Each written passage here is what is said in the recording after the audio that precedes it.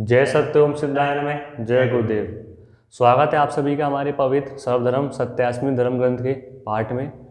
पिछले भाग में हमने जाना था कि जो मौन है उसका अर्थ क्या है और कि क्या ब्रह्मचर्य ही जीवन शुद्धि और आत्म प्राप्ति का कारण है, और यह भी कि ब्रह्मचर्य से उत्पन्न दिव्य प्रेम व गृहस्थ से उत्पन्न दिव्य प्रेम में क्या भिन्नता है, किसमें आत्म साक्षात्कार की प्राप्ति है, किसमें केवल इतना मार्ग है कि वहाँ आप सिद्धि प्राप्ति से जन कल्याण केवल कर सकते हैं। तो आज हम उसी श्रृंखला को आगे करते हुए सत्यास्मी धर्म ग्रंथ का पाठ करेंगे। तो आप इसको ध्यान से सुने और इस ज्ञान को अपने जीवन में उतारें, इस ज्ञान को लें और बार बार श्रवण करने से ही आपको यह आत्मज्ञान आपके अंतर मन तक उतरेगा। तो इसी कामना के साथ आप इस ज्ञान को लें। आप पर सद्गुरु स्वामी सत्येंद्र जी महाराज की कृपा बनी रहे। हम अपना पाठ ग्रंथ का शुरू करते हैं। प्रश्न: सत्यनारायण भगवान ने पूछा कि आत्म साक्षात्कार में ब्रह्मचर्य कितना सहायक है और कितना परम आवश्यक सिद्ध होता है।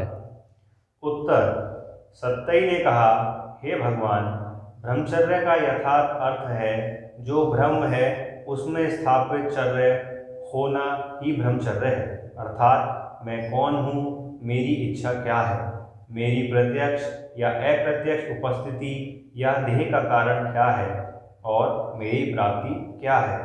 इन सभी प्रश्नों का उत्तर पाना ही ब्रह्मचर्य है। और जो ऐसा नहीं करके मात्र अपनी ज्ञानेंद्रियों का आँख, कान, नाक, मुख, जनेंद्री आदि का दमन करता है, वही नपुंसकता को प्राप्त होकर नष्ट हो जाता है। क्योंकि मैं की आनंद इच्छा, क्रिया और प्राप्ति को मन नामक इच्छा समूह ने सभी वे ये शरीर धारण किया है। अतः मन तो इच्छा रहित ना हुआ और ना होगा। तब इच्छा का कर्ता शरीर को मानकर शरीर का दमन करने से विपरीत मन का दमन करने का विधान ही प्रचलित कथित ब्रह्मचर्य है। पुरुष तो अपनी ज्ञानेंद्रियों का दमन लंगोटे या कोपिन को पहनकर कर सकता है, तब स्त्री क्या पहनकर दमन करेगी। अतः संसार से विमुख होकर मात्र तटस्थता, पूर्ण नीरस, शून्यवादी दृष्टा होकर जीवन जीना अज्ञान है। और तो और ये कथित ब्रह्मचारी गण अपने इस ब्रह्मचर्य में स्थापित होने के लिए अपने जैसे परमात्मा ईश्वर से उपदेश सहायता पाने की चाह रखते हैं, जो परमात्मा स्वयं ही आनंदमय और सृष्टि उत्पन्न करता है। तब ये कथित ब्रह्मचारी किस प्रकार कथित ब्रह्मचर्य की प्राप्ति परमात्मा से कर सकते हैं।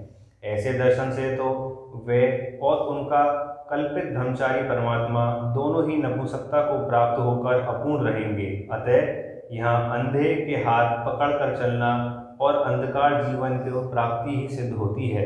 अतः यथार्थ ब्रह्मचर्य भौतिक व आध्यात्मिक जीवन का जागरूक होकर पालन करने और संतुलित भोग व योग का ज्ञान प्राप्त कर जीने का नाम है। तो इस महाज्ञान का यथार्थ अर्थ हुआ कि ब्रह्मचर्य का अर्थ क्या है। जो ब्रह्म है उसमें स्थापित चर्य होना ही ब्रह्मचर्य है। मतलब कि मैं कौन हूँ, मेरी इच्छा क्या है, मेरी जो देह है उसका कारण क्या है, चाहे वो अप्रत्यक्ष रूप में हो और चाहे वो प्रत्यक्ष रूप में हो।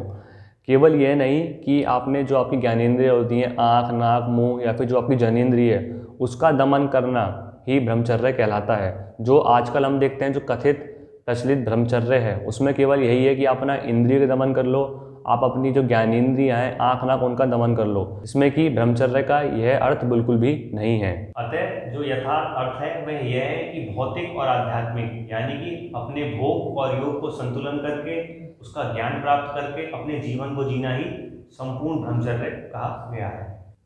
प्रश्न: हे सत्यई, निष्क्रिय ब्रह्मचर्य और सक्रिय ब्रह्मचर्य धारण का यथार्थ ब्रह्मचर्य धारण में क्या रहस्य भेद है। उत्तर: हे महाप्रभु, आपके द्वारा पूछे गए समस्त प्रश्नों में से आपको प्राप्त महाज्ञान का पता चलता है। ठीक यही ज्ञान ब्रह्मचर्य की दो अवस्था के विषय में है। प्रथम, निष्क्रिय ब्रह्मचर्य का अर्थ है कि स्त्री व पुरुष द्वारा सांसारिक संभोग न करना और गुरु परंपरागत या स्वेच्छित संकल्प करना तथा इसके लिए ये दो प्रकार से अपने मन और शरीर पर प्रभाव डालने से रोकते हैं तथा इनके वीर्य व रज का शरण ना हो।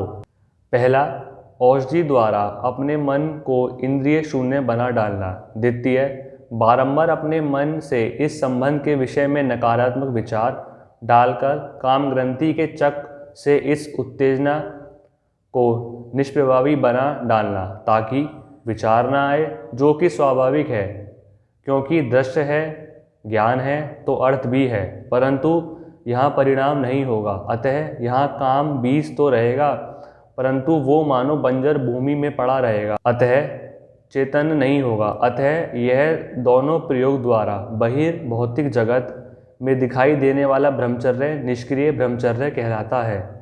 इसका भविष्यगत जन्मों पर बड़ा ही भयंकर व दुखदायी प्रभाव पड़ता है। इस प्रकार के ब्रह्मचारी आगामी जीवन में निष्क्रिय जीवन को प्राप्त होते हैं तथा इस प्रकार के स्त्री व पुरुष के भेद में द्वंद्वपूर्वक विचार धारा की प्रबलता से अंत संघर्ष जीवन जीते हुए किन्नर जाति को प्राप्त होते हैं। द्वितीय सक्रिय ब्रह्मचर्य। यही प्राचीन ब्रह्मचर्य अवस्था है कि जहाँ स्त्री व पुरुष के बीज रहित अवस्था से लेकर बीज सहित अवस्था 12वें वर्ष तक के प्रारंभ को लेकर 21वें वर्ष तक वीर्य व रज रूपी ऊर्जा ईंधन का यथार्थ उपयोग कैसे किया जाए और अपने मन को शरीर से अन्नमय कोश से लेकर चतुर्थ विज्ञानमय कोश तक किस प्रकार इस आत्म ऊर्जा से संचित कर उन्नत और संयत किया जाए, यही गुरु ज्ञान प्राप्त किया और कराया जाता था। यही स्त्री व पुरुष रूपी अर्ध व संयुक्त पूर्ण ब्रह्म का सक्रिय ज्ञान ही सक्रिय ब्रह्मचर्य कहलाता है, जिसके फलस्वरूप सनातन धर्म में अवतार व ऋषि इस सक्रिय ब्रह्मचर्य अवस्था के बाद सक्रिय गृहस्थ आश्रम में सक्रिय प्रेम को प्राप्त होते हैं, ना कि नपुंसकतावादी ब्रह्मचर्य अपना व अपनी आदर्श पीढ़ियों का नाश कर ब्रह्म का नाश करते हैं।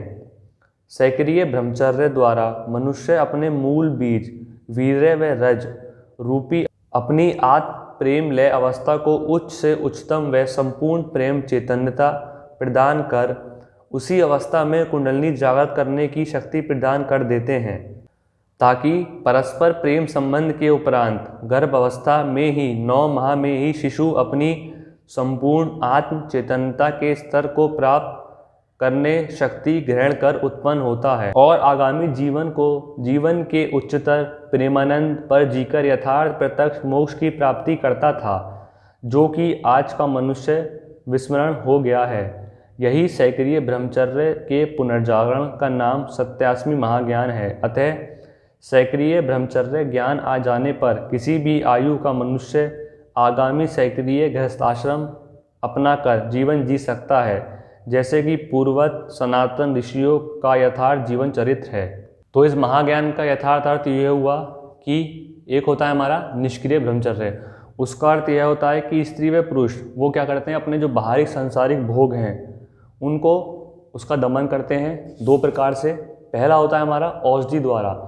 औषधि द्वारा क्या करते हैं कि जो इंद्रिय हैं उनको शून्य बना देते हैं। द्वितीय यह है कि विचारों के द्वारा नकारात्मक विचार डालकर अपनी काम ग्रंथि को निष्प्रभावी बना डालना, जिसमें कि जो आपका विचार है वो आना स्वाभाविक है। क्यों?